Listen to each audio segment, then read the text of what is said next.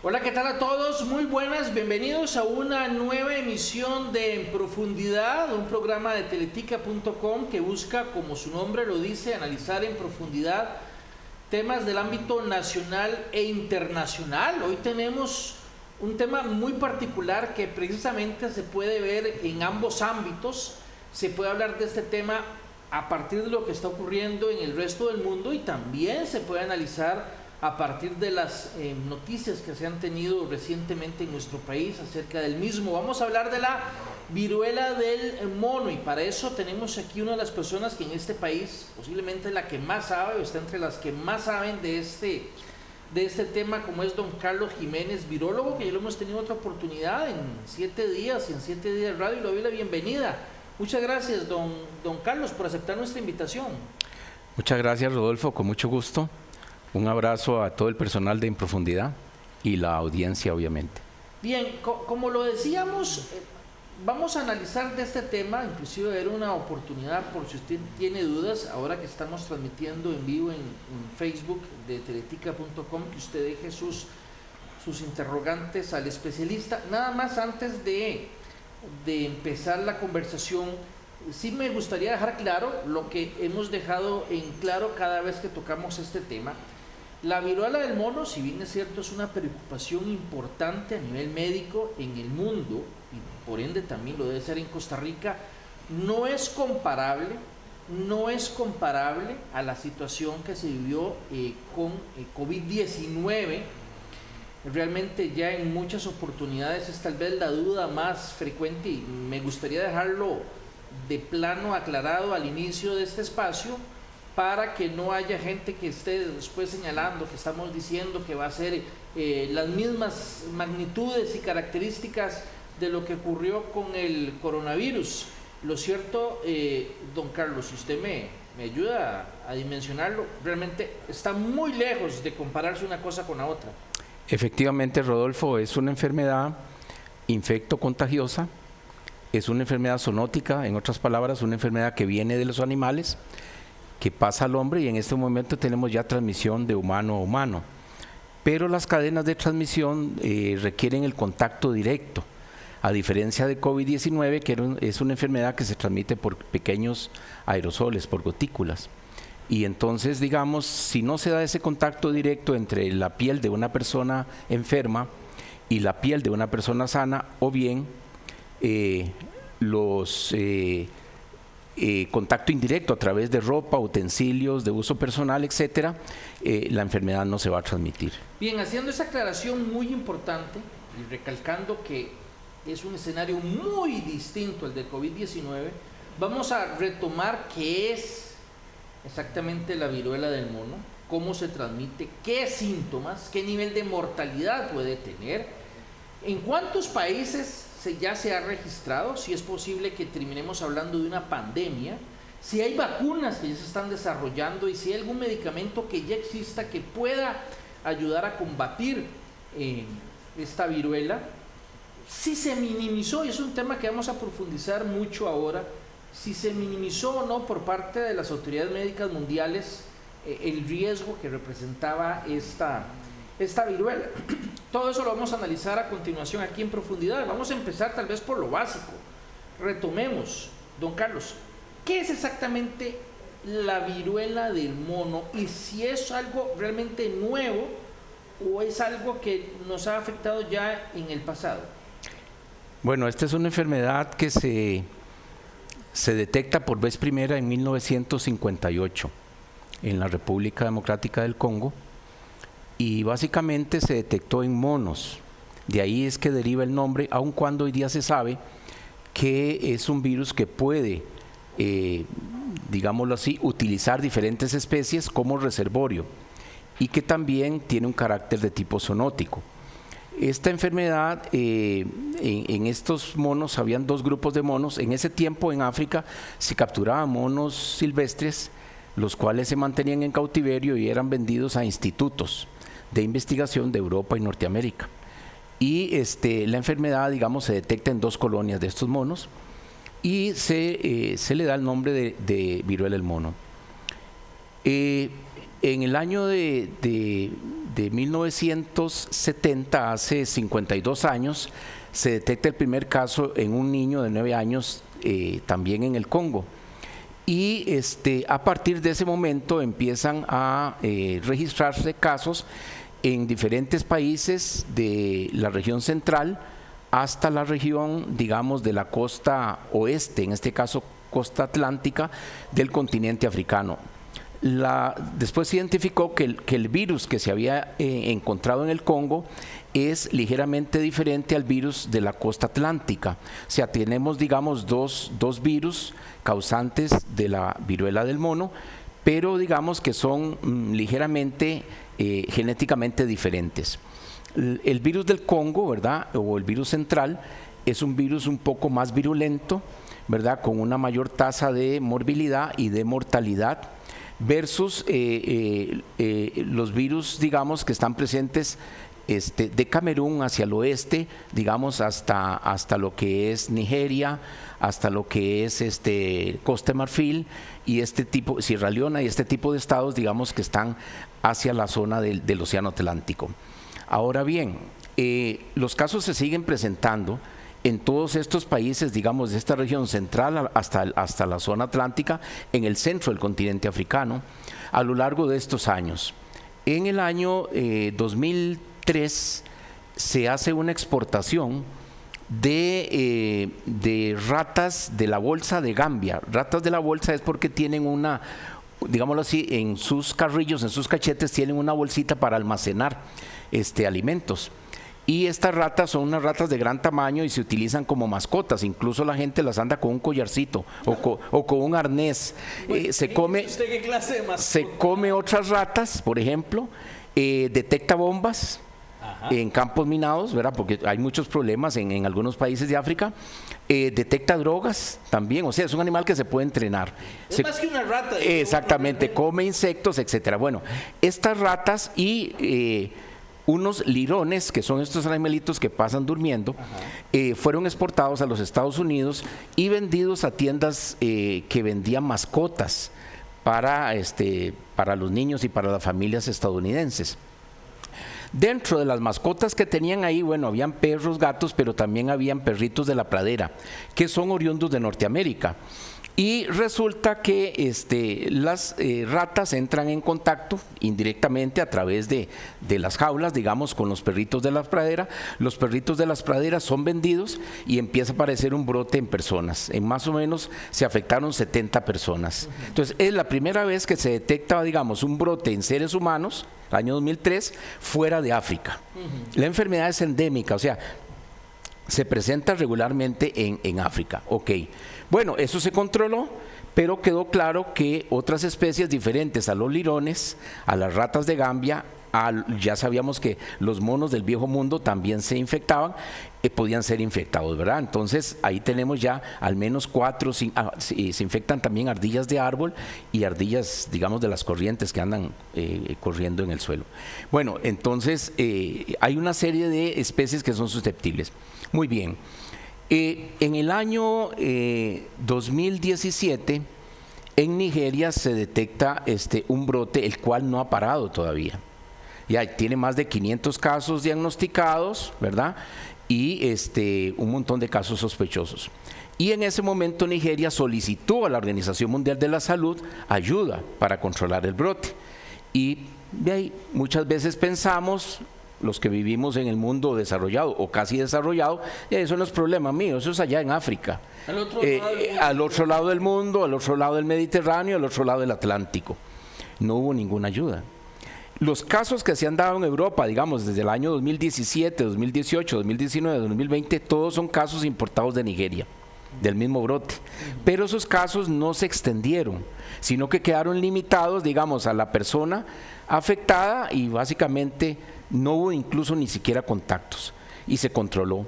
Pero ya de mayo hacia acá, ¿verdad? De este mayo del año 2022, empiezan a detectarse casos, digamos, en algunos países de Europa, como España.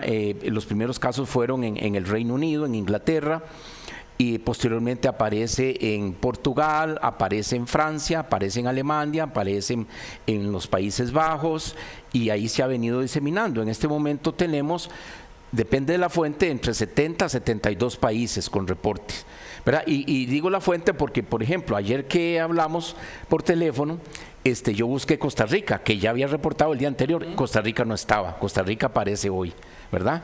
Con un caso. Entonces eso aumenta, digamos, el número de países, pero no todas las fuentes de información tienen esa misma información. Bueno, y los casos en este momento superan los 15.500. ¿En cuántos países sería? En 70. Digamos que 70, 71, 72 países aproximadamente. ¿Cómo si en el pasado no se había extendido tanto, y usted lo señalaba, desde hace mucho se había detectado en África, inclusive 2 variantes dentro del mismo continente, como si en el 2003 había llegado a Estados Unidos, pero se mantuvo realmente sin generar una explosión de contagio? ¿Por qué si durante el 2017 se registró en Nigeria y se han dado casos relacionados con el virus en Nigeria, en Europa? ¿Por qué ahora se da esta explosión de casos en más de 70 países? Hay varias posibles explicaciones, ¿verdad? Una de ellas es que el virus de la viruela del mono es un virus que pertenece al mismo género que pertenece el virus de la viruela humana. Es un ortopox virus. Y la viruela humana en la historia, digamos, de la humanidad causó estragos tremendos, terminó con civilizaciones.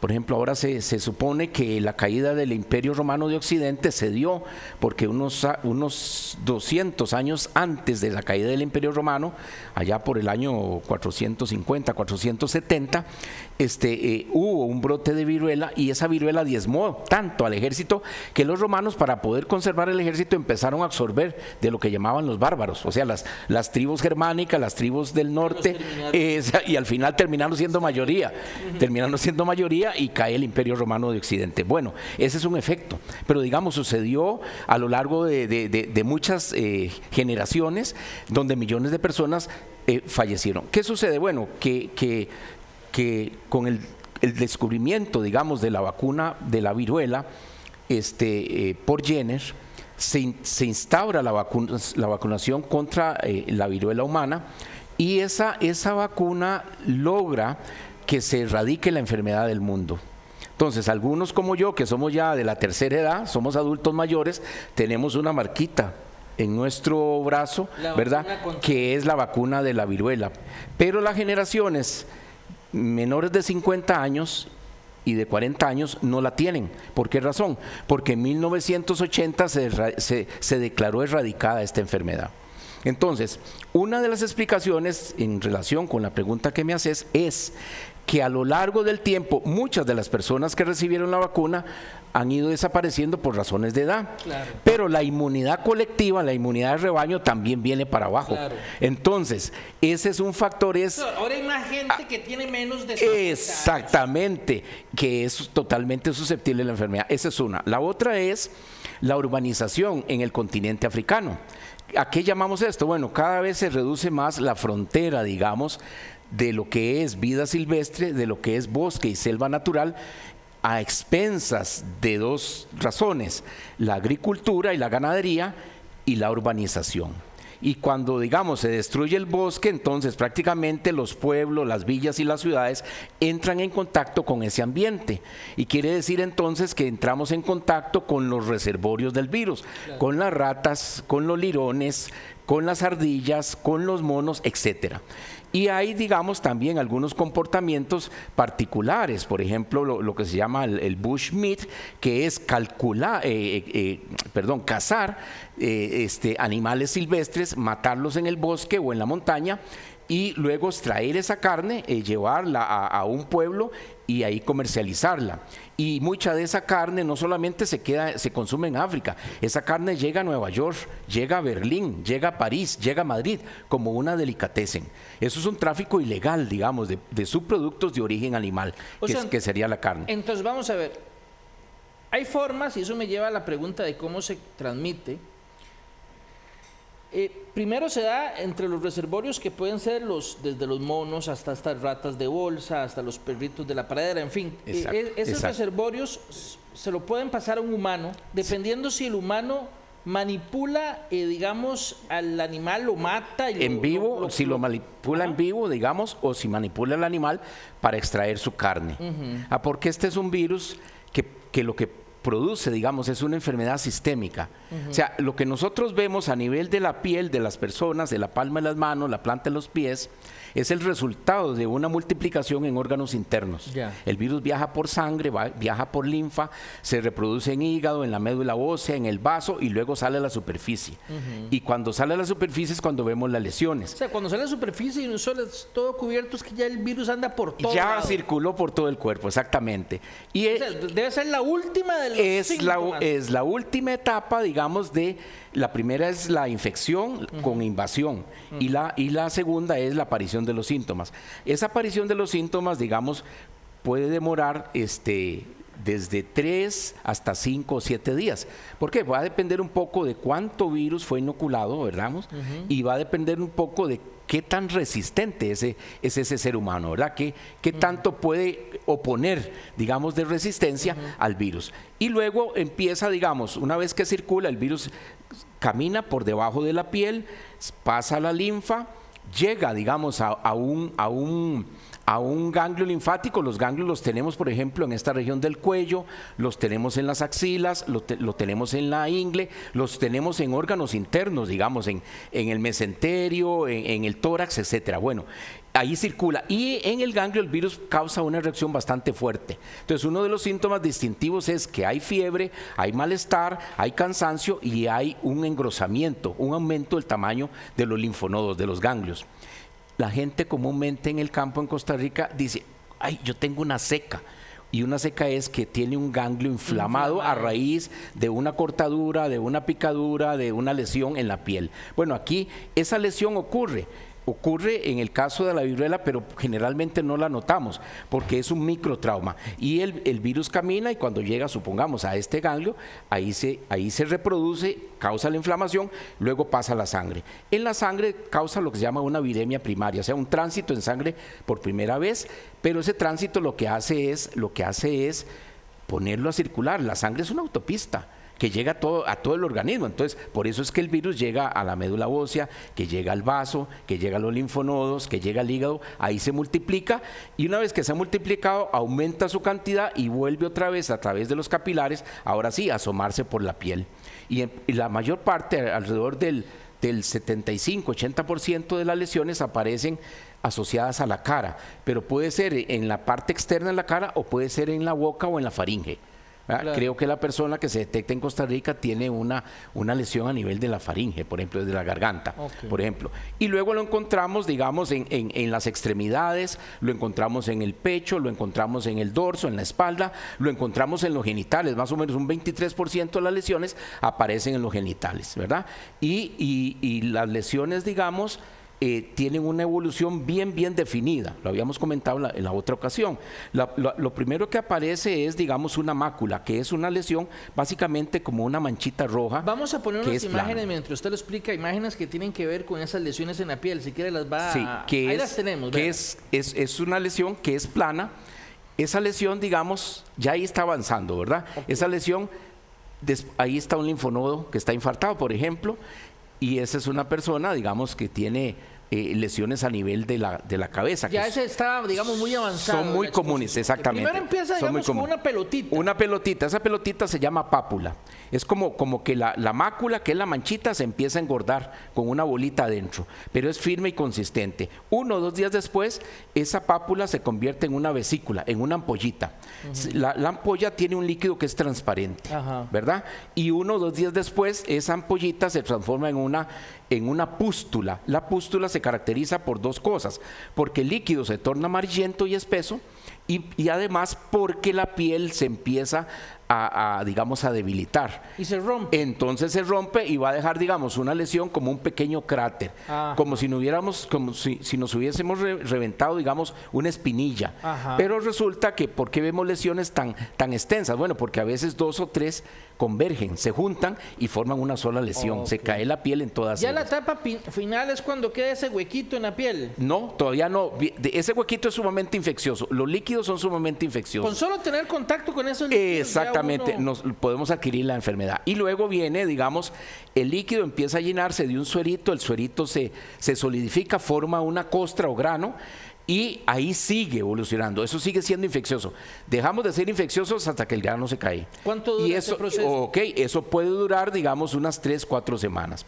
¿Por qué se dice que al menos las personas deben estar aisladas 3 semanas? Bueno, porque posiblemente ya tienen una semana de evolución antes en el de momento que aparecen los síntomas, y nos quedan 3 semanas para que esas lesiones se sanen completamente. Ok, entonces desde que la persona se contagia hasta que termina ya de padecer la enfermedad y ya, digamos, no es contagioso, pasa más o menos una semana.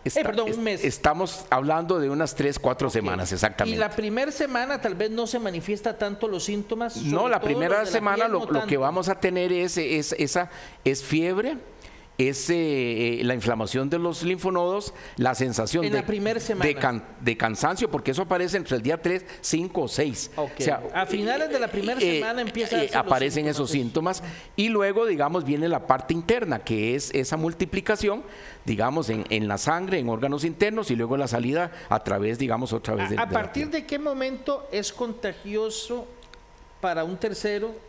¿A partir de que ya tiene los síntomas de dolor de cabeza o a partir de que aparecen las lesiones en la piel? Ahí, digamos que la mayor parte de casos son contagiosos en el momento en que la persona empieza a desarrollar las lesiones. Okay. Pero esas lesiones, decíamos, pueden estar en la boca, no necesariamente. Exactamente. Entonces, a través, digamos, de besos o intercambio de fluidos, puede haber contagio. Ahora, hay otra condición particular. O sea, casi que a la primera semana, ya al final de la primera semana, la persona puede empezar a Exactamente. contagiar. ¿Cuál es la otra situación? Cuando el virus está en sangre y se trata de una mujer y esa mujer está embarazada, la sangre lleva el virus al útero y el virus infecta al feto. Esa es otra condición. Es mucho más mortal para los fetos. Sí, claro, puede nacer infectado, puede darse un grado de lesión tal que se produce un aborto, ¿verdad? Okay. Y luego tenemos ya las lesiones a nivel de piel, ¿verdad? Esas lesiones, como decíamos, aparecen principalmente en la cara, pero aparecen también, digamos, en cualquier extremidad, en el dorso de las manos, en la palma de las manos, en la planta de los pies, en los genitales, etcétera. Yo no me imagino a alguien en Costa Rica acariciando una rata de bolsa, obviamente, ¿verdad? Porque, digamos, no las conocemos y creo que no tenemos la práctica de estar manipulando los animales así. Pero ya hay una transmisión de persona a persona. Exactamente, ¿verdad? Exactamente. Digamos, si mucha gente ha preguntado, si se besan 2 personas, por medio de la saliva se puede transmitir. Sí. Ok, pero por el beso, por la interacción en la conversación como con COVID-19, que después de unos minutos de estar hablando... Tiene que darse esa situación, digamos, en que se esté muy cercano, muy cercano, y que el tiempo, digamos, sea bastante. Okay. En la conversación en ese normal. tipo de conversación. En el beso... Sí, hay besos de besos. Exactamente, ¿verdad? Entonces, digamos, muchos besos sí, ya es. Así es. Pero un beso tal vez si existe una, digamos, si existe una lesión. Hay otra de las razones que explican la aparición de la enfermedad. Bueno, hay una que no mencioné. Dijimos, digamos, la caída de la inmunidad por la erradicación de la viruela humana. La urbanización, ¿verdad? Esa interfase entre la frontera urbana y la frontera silvestre, ¿verdad? La captura de animales silvestres, el sacrificio de esos animales o la matanza y el consumo de carne, esa es otra forma. Pero también, digamos, lo que llama la atención es, bueno, ¿por qué empieza a suceder en Europa? ¿Qué es lo que había ahí? Bueno, empieza a aparecer un caso por aquí, un caso por acá, un caso por acá. Entonces, hay fenómenos migratorios también. Exactamente. Tenemos una situación, digamos, de migración del continente africano hacia el continente europeo. Esa es una. La otra es que la hipótesis que que existe, digamos, es que el hecho de que aparezca en el Reino Unido y poquito después en España, y en Portugal, en Francia, en Italia, da la sensación de que el virus ingresó ya hace varios meses y que estuvo circulando lo que se llama en forma críptica. O sea, la gente no asoció eso como con una enfermedad tal cual es, sino simplemente no le dio importancia. Esa es una. La otra cuestión es, digamos, que tiene que ver con el comportamiento del ser humano y la preferencia sexual. El 99% de los casos son en hombres menores de 50 años y hombres, digamos, que dentro de su diversidad tienen sexo con hombres. Que pueden ser también hombres que tienen sexo, digamos, con parejas heterólogas. Sí, termina pasando también a parejas heterosexuales, posiblemente también. Exactamente. Ya no se puede limitar a un grupo específico, sino que ahora ya pasa también. Exactamente. Entonces, ¿qué es lo que sucede? Bueno, ¿cuál es la explicación? Bueno, resulta que a finales de abril, con la llegada de la primavera, a principios de mayo, se habían organizado eventos, digamos, de socialización, por llamar de alguna forma, con este tipo, digamos, de personas, tanto en Inglaterra como en España. O sea, hay un cúmulo de factores. Entonces, que puede explicar. esos son eventos de dispersión, son Claro. de pronto, entonces, generalmente son personas con múltiples parejas, Sí. en donde incluso, digamos, no digamos por la naturaleza, por toda, digamos, por todo el tabú, por todos los prejuicios que existen, entonces simplemente ocurre la relación sexual, pero la persona no sabe quién es. ¿Me explico? Se guarda el anonimato, aquellos como una aventura, etcétera. Y eso impide también el seguimiento de los casos, ¿verdad? Porque no toda la gente dice, sí, yo estuve en esa situación, simplemente no, yo no sé, etcétera. Entonces, volviendo al tema de la transmisión, por el beso se puede transmitir, por relación sexual se puede transmitir, Sí. por convivir mucho con una persona, si no se tiene mucho contacto, es difícil también, ya ahí. O sea, quiero decir, casi que entre más cerca está la persona Así es. interactuando, intercambiando fluidos, es mucho más probable. Sí. Quiere decir entonces que la mascarilla que usamos para el COVID-19 también es un buen recurso para evitar transmisión. Digamos que es una barrera física. Lo que pasa es que, a diferencia de COVID, digamos, no tenemos esa transmisión aerógena por micropartículas. COVID, o sea, Okay. las partículas de menos de 5 micras son las que se llevan al virus. Y que son mucho más livianas. Exactamente. Esta no es tan liviana. Esas partículas pueden permanecer, digamos, varios minutos en el aire, especialmente La de viruela cuando del el mono aire es más pesada. Exactamente. Se cae más rápido. Está asociado a las células y está Ok. asociado a los fluidos. Entonces digamos tiene que haber contacto, mucho más el contacto. radio de una persona infectada a la otra es muy corto. Ahora, los objetos de uso personal, la ropa de cama, los paños, ahí el virus se transmite si ese tipo de materiales se intercambian con las Que si hay personas. fluido en una prenda, ahí se mantiene. ¿Cuánto tiempo se Exactamente. mantendrá? Dependiendo. El asunto está, digamos, que los poxvirus son virus envueltos y siempre decimos que los virus envueltos son virus lábiles, ¿sí?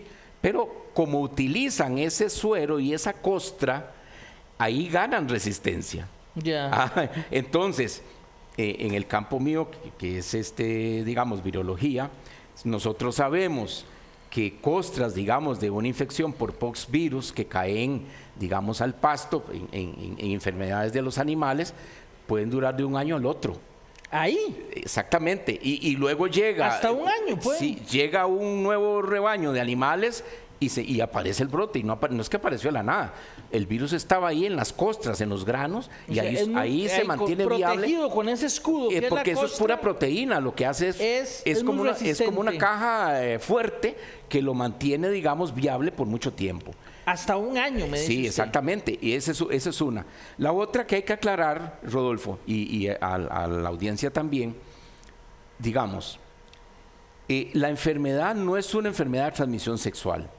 Es una enfermedad de transmisión de contacto directo o indirecto. Contacto directo. Sí, o sea, a diferencia, por ejemplo, de una sífilis o de una gonorrea, Sí, claro. no ese es el caso. Ahora, otra vez lo repito, si yo dije que el virus circula por la sangre es la autopista que lleva ese virus a todo el cuerpo, sí podemos encontrar el virus en semen.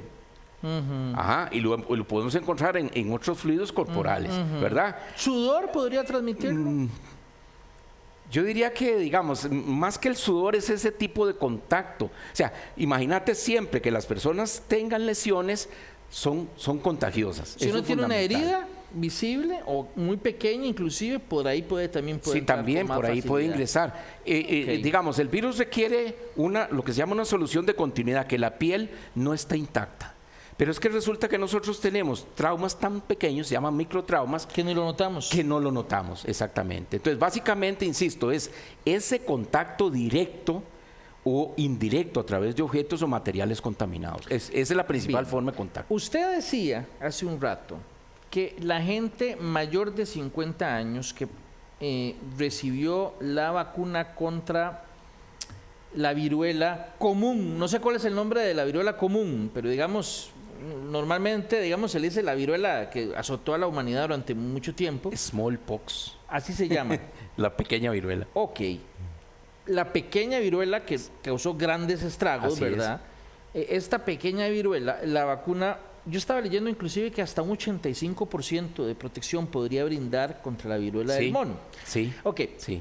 Mucha gente fue vacunada en su momento, entonces tiene esa protección. Los que tenemos 50 años o menos, no tenemos esa vacuna. Entonces, digamos, no tenemos esa protección. Así es, ahora uno podría pensar, bueno, tan fácil como empezar a producir vacuna contra la viruela común, pero entiendo que como que no es tan fácil la cosa y entiendo que una empresa danesa es la que está haciendo unas vacunas específicas para la viruela del mono, pero que van a estar hasta dentro de un año y en cantidades, digamos, no para distribución alrededor del mundo. Sí, bueno, es importante. Dijimos que los dos virus, el de la viruela del mono y el de la viruela, digamos, erradicada, son virus relacionados genética y antigénicamente. ¿Ok? Estos virus, digamos, cuando se hace un estudio filogenético, lo que se encuentra es que en realidad no es que desciende uno del otro, no, han evolucionado en forma paralela. Ahora, mientras hubo viruela humana que era más agresiva, esta es la que predominaba. Es como hablar ahora de las variantes. Algunas variantes tienen ventajas sobre las otras. La viruela, entonces, la pequeña mono, viruela era más agresiva. Exactamente, dominaba sobre la viruela del mono. Al desaparecer el smallpox, resulta que la viruela del mono se encuentra cada vez más un campo de una gran cantidad de individuos susceptibles. Entonces a esto le sumamos que favorecemos la transmisión y le sumamos, digamos, que por nuestro comportamiento, digamos, propiciamos eventos de dispersión, digamos, donde convergen muchas personas. Por ejemplo, recuerdo que en España había un sauna dedicado precisamente a hombres HSH, hombres que tienen sexo con hombres, y en este sauna fue uno de los principales centros de contagio, ¿verdad? Precisamente, porque se prestaba pues para esa socialización o esa interrelación entre seres humanos. Ahora, es importante también, digamos, que no estigmaticemos a las personas que tienen esa preferencia, eso es fundamental. Y dentro del abordaje, digamos, integral que hay que hacer de la enfermedad, pues uno de los abordajes que me parece a mí que está faltando es la sensibilización de esta población. Decirle, mire, esta es la enfermedad, estas son las lesiones y estas son las situaciones de riesgo que usted tiene que administrar. Tiene usted razón. ¿Verdad? Es fundamental. Pero volviendo al tema de la vacuna, digamos, ya no se producía vacunas contra la viruela. No se estaba produciendo, pero habían, digamos, vacunas en stock. ¿Por qué? Porque es una excelente arma biológica. Entonces, algunos países, digamos, poderosos, tienen vacunas guardadas, digamos, ahí en depósitos. Ahora, las vacunas... Pero se podría producir ya masivamente. Sí, claro. Pero no es tan fácil, me imagino, tampoco. Digamos que topamos con una cuestión de logística, ¿verdad? El virus se puede cultivar, digamos, en cultivos celulares, hay que purificarlo, digamos, hay que hacer algunos análisis de inocuidad, digamos, de eficacia también, de potencia, y luego viene la fase de envasado. ¿Recuerdas que en algún momento las vacunas de COVID estaban listas y no habían frascos para envasarlas? ¿Verdad? Es un asunto digamos, sí, tampoco es tan fácil como llegar a hacer así, soplar y hacer botellas. Exactamente. Y en este momento las 3 vacunas que hay disponibles son la vacuna original, Ajá. y las dos vacunas de esta empresa de Bavarian Nordic, Ajá. las tres son para la smallpox, no son para la viruela del mono. Ok. Se está aprovechando, digamos, se está aprovechando la relación antigénica y genética entre los dos virus. Y ahí exactamente, los datos preliminares que existen es que la vacuna del smallpox confiere una protección del 85%.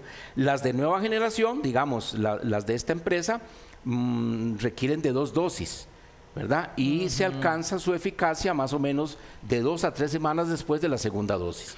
No, y nosotros ahora, reitero, digamos, comparado con... Entiendo que, y usted me corrige, una de las enfermedades de más fácil contagio, o más contagiosas, creo que era el sarampión, me parece. Sí.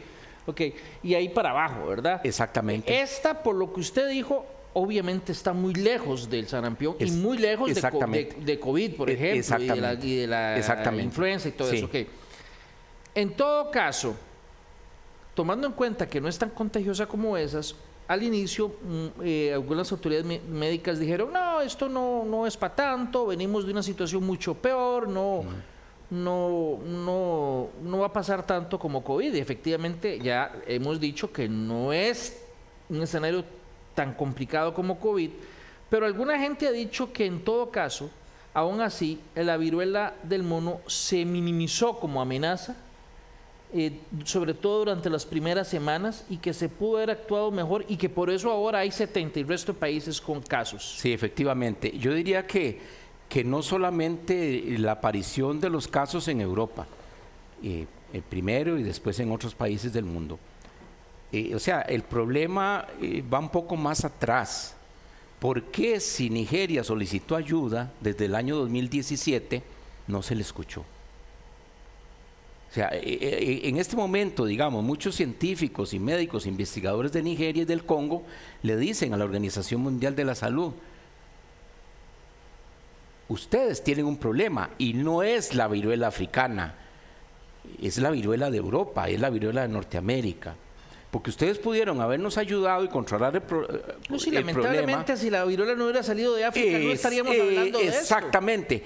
Y eso nos indica otra vez que no somos solidarios. No somos solidarios. Pareciera como que no aprendimos de COVID-19. Como ocurre al otro lado del mundo. Exactamente. Y ahora es un mundo cada vez más interconectado. Exactamente. En cuestión de horas estamos en África, en cuestión de horas de África a Europa o de África a cualquier parte del mundo. ¿Usted cree que coincide que se minimizó? Totalmente. Ahora bien, ¿qué tan grande puede llegar a convertirse? Digamos que lo que estamos viendo va a seguirse presentando. O sea, yo dije en la otra ocasión que yo esperaba que hubiesen miles de casos, pero difícilmente millones de casos. Hay 15,000, me parece, ¿verdad? Sí, hay 15,500. Digamos, por lo menos la consulta que hice yo en la mañana. Yo creo que hay que trabajar muy fuerte, digamos, en lo que es diagnóstico, ¿verdad? Hay que reforzar, digamos, impedir la transmisión zoonótica, pero en este momento ya nosotros no tenemos transmisión zoonótica. O sea, en el momento en que llegue a Europa, es la transmisión de humano a humano. Entonces, hay que sensibilizar a la población que está siendo en este momento mayormente afectada sobre, digamos, la enfermedad y sobre las formas de prevención. ¿Será normal que aparezcan más casos acá? Posiblemente. Posiblemente pueden aparecer porque, digamos, lo dijiste muy bien, o sea, el mundo está cada vez, tiene el mismo diámetro. Y entonces hablamos de una economía globalizada, de una cultura globalizada, y resulta que en cuestión de 11 horas salimos del Juan Santamaría y estamos en Madrid, ¿verdad? Así es. Y de un día para otro estamos en Beijing o estamos en Australia. Y en cuestión de horas estamos en cualquier país de Centro o Sudamérica, en el mismo día o de un día para otro, digamos, depende de la disponibilidad de los vuelos. Entonces, el virus viaja con las personas. Lo estamos viendo. Una persona que hace un paseo, una visita a Europa y viene y trae la enfermedad. ¿Verdad? Y luego, esta persona, digamos, está investigando tanto al personal médico que lo atendió como a las personas con las cuales convive. Porque esas son las que pueden haber tenido un contacto, digamos, con la persona que está infectada. ¿La mortalidad qué bueno, porcentaje es? Si nosotros vemos los datos, digamos, que registra África, los datos de África oscilan entre un 3 y un 11%. Suena muy alto, pero en un país Suena muy, donde tal vez no hay tanta atención médica. Exactamente.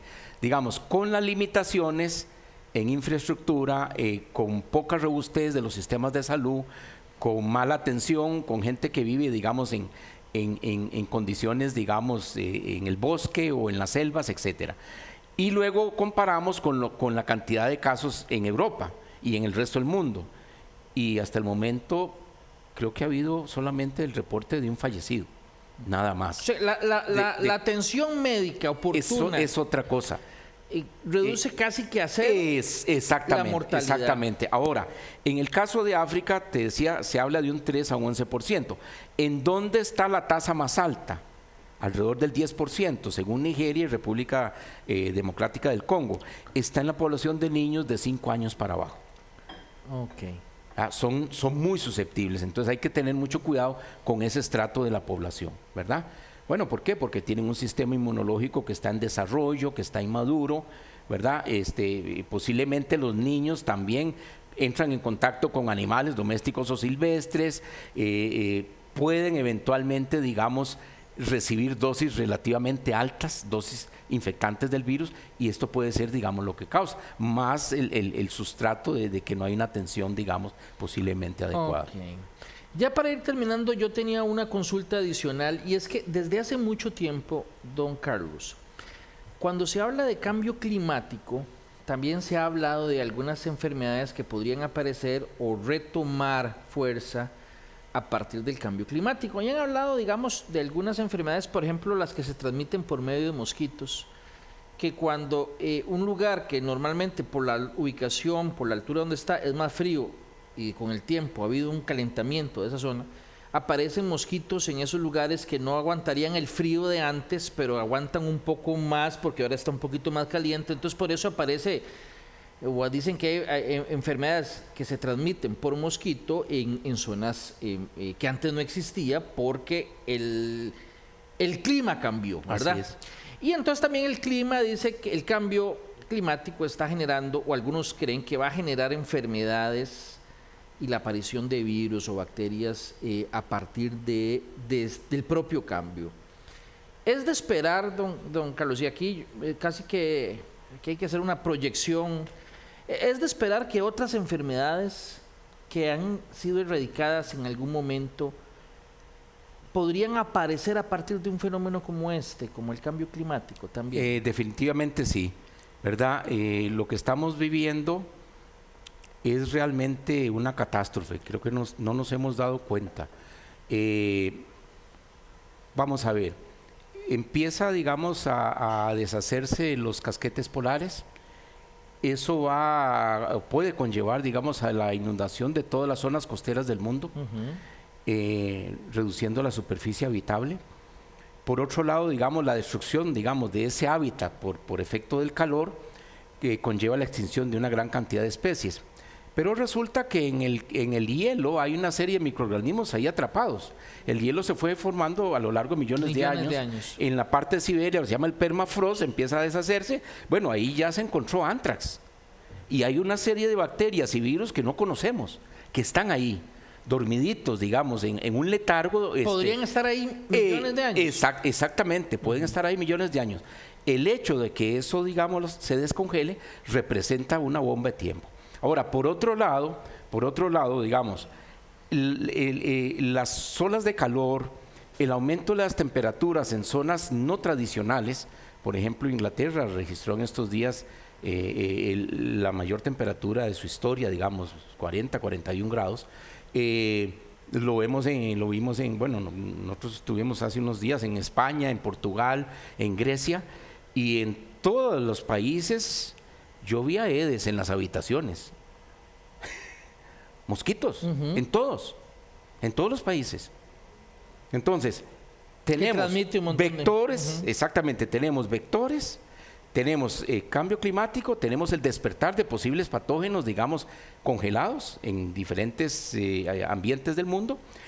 Tenemos también, digamos, un fenómeno vamos a ver, de masificación de las actividades. llámese conciertos, llámese deportes, que acelera, llámese exactamente, que promueve, digamos, la interrelación entre las personas. No, y cuando dicen cuando hablan de un lugar, don Carlos, disculpe, que dicen la variante India, la variante de tal lugar, la variante de tal lugar, sin estigmatizar países, lo que pasa es que hay poblaciones muy grandes que son un enorme laboratorio, que hacen que un virus vaya mutándose, aparece un virus distinto a partir del montón de mutaciones que tuvo en un mismo super laboratorio humano. Así es, exactamente. Cuando un virus ingresa a una población, digamos, virgen, o sea, que no lo conoce, el virus encuentra, digamos, un campo muy fértil para multiplicarse, y cada ciclo de multiplicación va generando, digamos, posibilidades de cambio. Por ejemplo, ve qué interesante, se empiezan a analizar los genomas de los virus conocidos de la viruela del mono con los actuales. Bueno, las primeras noticias es, no, en realidad no hay grandes cambios. Luego se empiezan a encontrar cambios, digamos, por zona geográfica. Y se dice, sí, los virus están relacionados, pero resulta que encontramos algunos, digamos, en Alemania, que son ligeramente diferentes de los de Inglaterra y de los de España. Eso sugiere, digamos, que el ancestro es común, pero que el momento de llegada del virus a esas regiones, a esos países, no fue simultáneo. Ok. Y luego se empieza a hacer secuenciación de genoma completo, ¿verdad? Se analiza todo el genoma del virus, y se comparan con los virus de hace unos años, digamos de 2017, 2018. En términos generales, los virus ADN, como es Poxviridae, que es la familia, y como son los ortopoxvirus, a la cual pertenecen este virus, digamos que tienen poco cambio, tienen pocas mutaciones. ¿Por qué razón? Porque ellos tienen su propia polimerasa, ¿verdad? Ellos llevan su propia enzima. Tan es así que la mayor parte de los virus ADN necesitan meterse en el núcleo de la célula para aprovechar las enzimas de la célula, y los poxvirus no lo hacen. Ellos llegan al citoplasma, digamos que este fuera el citoplasma de la célula, y llevan toda su maquinaria. Bueno, pero vean qué interesante. Analizan y se encuentra que hay 50 mutaciones en los genomas más recientes versus los genomas, digamos, más antiguos. Es una enfermedad reciente, 52 años, desde el primer caso en humanos. Bueno, ¿y qué pasó ahí? Entonces, una de las preguntas es, bueno, no se espera que hayan tantos cambios, o sea, este cambio le hubiera demorado muchos años al virus. ¿Qué pasó? Vean qué interesante. El organismo humano y el de los animales superiores tienen mecanismos de defensa, eso lo llamamos inmunidad, ¿verdad? Y hay dos tipos de inmunidad. Cuando hablábamos de COVID decíamos, bueno, es que va a producir anticuerpos, va a producir células T, a eso se le llama inmunidad adquirida. O sea, es una inmunidad en respuesta a una vacuna o a un patógeno, ¿verdad? Aprendemos del patógeno y lo producimos. Exactamente, nos lo presentan y nosotros empezamos a combatirlo. Pero resulta que hay algo más primitivo. A eso se le llama la inmunidad innata. La inmunidad innata es como la primera línea de defensa que tienen los organismos superiores. Y esa inmunidad innata básicamente se basa en el reconocimiento de lo propio y de lo ajeno, de los aliens, de lo que es mío y de lo que no es mío. Algo extraño que está en Algo extraño. Entonces resulta que cuando el cuerpo empieza a detectar el ADN del poxvirus, empieza a producir unas enzimas, y estas enzimas es un mecanismo de defensa. Las mutaciones, estas 50 mutaciones que se encuentran en forma repetida en el genoma, en secuencias específicas, son producidas por enzimas del cuerpo humano. Y usted dirá, bueno, ¿y eso para qué? La idea del cuerpo humano es, voy a meterle tantos ladrillitos chuecos que este señor se me va a parar en algún momento. Y esa es la explicación que hay. O sea, lo que no se sabe es si para la evolución del virus eso pueda significar a futuro alguna ventaja, un verdadero bloqueo, o una mayor virulencia, o simplemente una extinción. Eso lo dirá el tiempo, pero digamos, traigo esto a colación porque mucha gente, a veces cuando hablamos del cambio genético, lo vemos solamente para mal. y resulta que las mismas enzimas del cuerpo humano pueden producir cambios genéticos que eventualmente pueden erradicar un agente infeccioso. ¿Verdad? Ok. Don Carlos, le agradezco muchísimo, de verdad que hablamos en profundidad acerca de este tema y tratamos de despejar muchas preguntas y sobre todo aspectos que van desde cómo se transmite, cómo se comporta en el cuerpo humano, hasta lo que analizábamos si se minimizó por parte de las autoridades en su momento el riesgo y realmente una falta de solidaridad humana ante una amenaza como esta que lamentablemente una vez más se refleja y no es la primera vez que pasa. A veces la gente ve hechos que ocurren en un lugar tan remoto y no nos preocupamos por esos hechos, por nuestra falta de empatía o solidaridad con los demás, hasta que llega a las puertas de nuestras casas. Y esto que estamos viviendo, esto también, digamos, es una enseñanza. Si te das cuenta, digamos, es un virus que viene de los animales, pasa al ser humano. Aquí se involucra el ecosistema, el ambiente. Aquí se involucra la salud animal y la salud humana. Esto es un ejemplo muy claro, igual que es COVID-19, de que el abordaje que se tiene que hacer a este tipo de enfermedades es un abordaje integral, que se llama una salud. O sea, donde participan diferentes profesiones. Ahora, por ejemplo, cuando tenemos que hay un grupo, digamos, de seres humanos en donde se está dando el mayor número de casos, bueno, eso tiene que recibir, digamos, un abordaje antropológico, sociológico, psicológico, entre otras cosas, además del médico, digamos, y del virológico, y del epidemiológico, y del farmacológico. Entonces, este es un excelente ejemplo de una enfermedad, digamos, que requiere para su solución la participación de muchas profesiones. Don Carlos, de verdad, muchas gracias por atendernos nuestra invitación para hablar aquí en profundidad acerca de este tema. Muchas gracias por la invitación y un abrazo a todos. Bien, y muchas gracias a ustedes por acompañarnos. Si Dios lo permite, vamos a repetir esta entrevista en horas de la noche en estas mismas plataformas. También usted la va a poder encontrar en YouTube de teletica.com. También va a encontrarla en el micrositio de En Profundidad. Y si Dios lo permite, los esperamos la próxima semana en una nueva entrega. Hasta entonces.